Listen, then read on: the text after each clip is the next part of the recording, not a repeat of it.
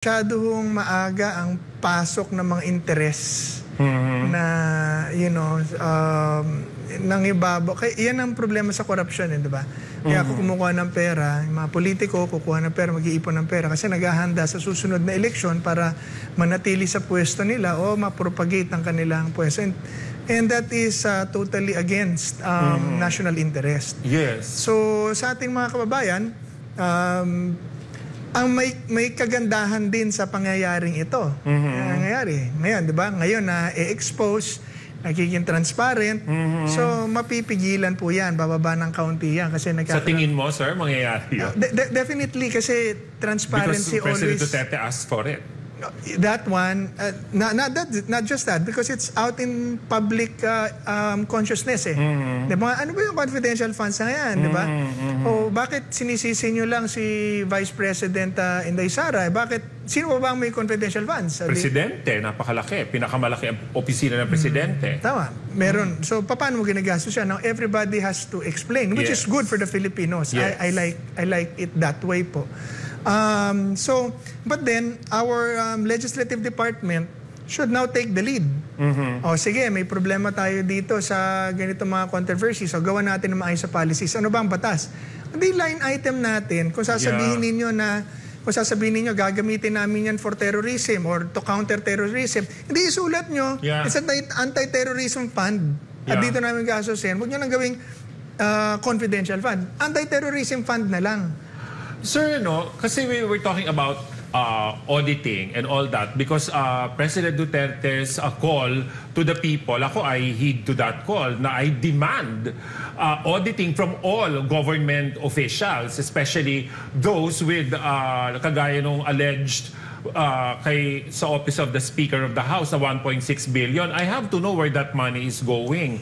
And I am actually demanding, heeding the call of President Duterte, to really understand where you're using the money because we cannot just let them tell us na it's a confidential fund. Tapos ang tinitira nyo si Vice President Inday Sara na malinaw kung saan niya gagamitin ng pondo na hinihingi niya. Ngayon, sir, if we're going to talk about auditing, how reliable and true to form ang auditing na mangyayari if ever there is going to be? Mahirap ang auditing dahil paper trail yan, resibo yan, liquidation yan. Pero pwedeng gawin. Ginagawa ho ng COA talaga yan. So, ibig sabihin, lahat ng pera na ginastos, hindi lang dapat si Inday, hindi lang dapat si Martin, dapat lahat. Lahat, yes. Lahat. Yun talaga ang dapat idemanda bawat Pilipino. Saan nyo ginagamit ang pera namin? Doon yung makikilala kung sino yung leader nyo at kung anong klaseng tao yung leader nyo. Let's say, paano mag-audit? Kunyari, yung project. Papagawa, whatever. Magkano yung project na yan? 1 billion po. Edi audit natin. Tingnan natin kung magkano yung worth yan. Itemize natin. Ganon, diba, ilang tubo yan. Diba? Ilang tao yan. Ilang semento, ilang bakal.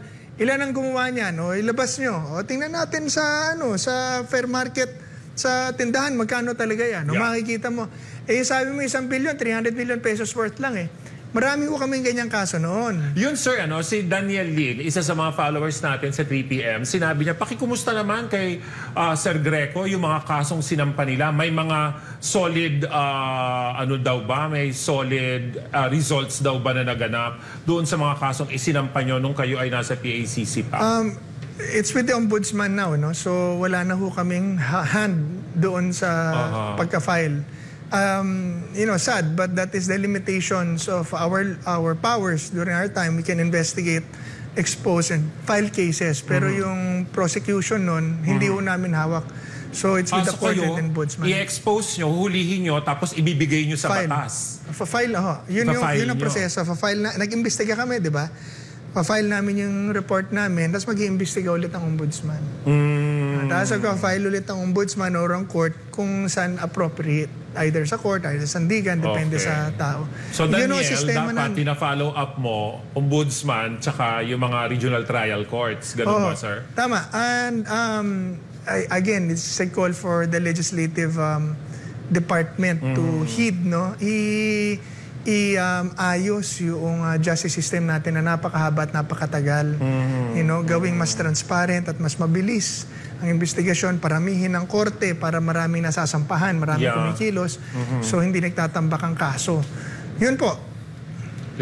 Magbabasa lang po tayo, no, dahil highly interactive po to ating programa, sir. So magbabasa tayo ng isang comment from Carlo de la Peña. Hi, Carlo. Good evening, Sir Greco, and welcome back po sa SMNI. Tanong ko po, kung may pagkakatulad po ba ang extraordinary fund sa pork barrel? Pareho silang extraordinary na pork, yes. Ano ba yung extraordinary fund? Hindi mo maintindihan. Is exactly what the pork barrel means. Ang pork barrel system are lump sum discretionary funds na hindi malinaw kung saan mo nakatalaga ang pera. Example, pinaka-concrete example, magpapagawa tayo ng building. So pupunta yung contractor mo, magbibidding sila, ililista niya ngayon lahat ng mga gagastusin mo na babayaran mo sa kanya. Ililista niya yun, tapos bibigay niya sa iyo na yun ang sisingilin niya sa iyo. Na if you pay him, let's say at 100 million pesos, tatayo niya yung building mo. Now, another contractor will say, no, I'll do it for you for 50 million pesos. Bidding na. Bibid sila ngayon. Sige, sasabihin, no, sige, pero saan mo gagastusin?